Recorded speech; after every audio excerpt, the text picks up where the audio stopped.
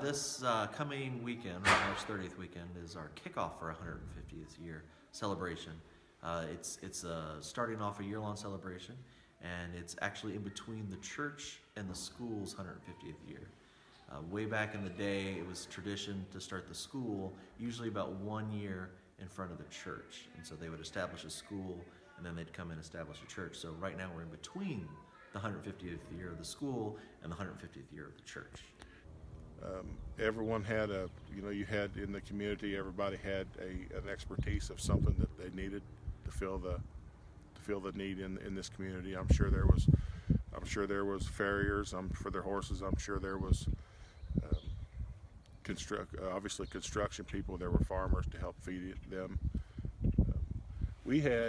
Years ago we had picnics, and Honey Creek was really known for some of the picnics, and we always had mutton in our picnics, and so people came from miles around to eat mutton. But the old white building, that's been there forever too, and those sides come up on that white building, and they would serve food out of that white shed down there.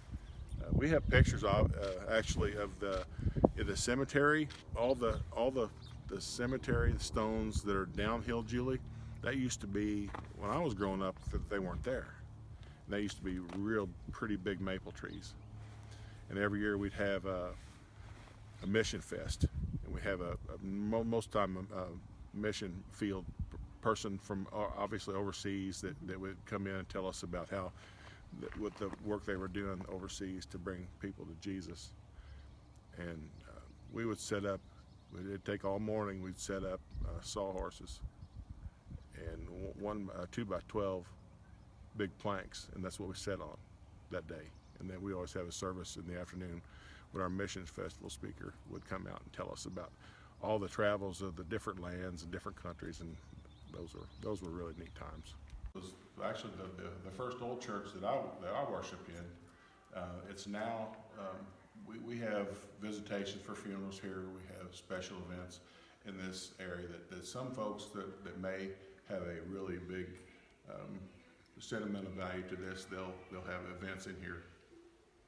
When I was growing up, as we're looking at the back of the church, on the left side, that's where the girls all sat.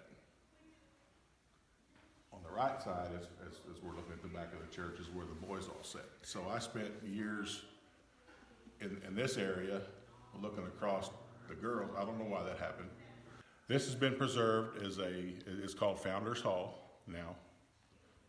It's been preserved in a lot of the old history.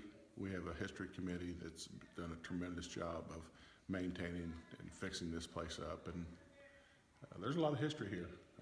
We have, and on the board there's some of the founding members of the congregation there on that plaque. Just little things that we will forget in time if we don't write it down, and there's a book right over here too as well of some of the history that we have that we don't want to forget.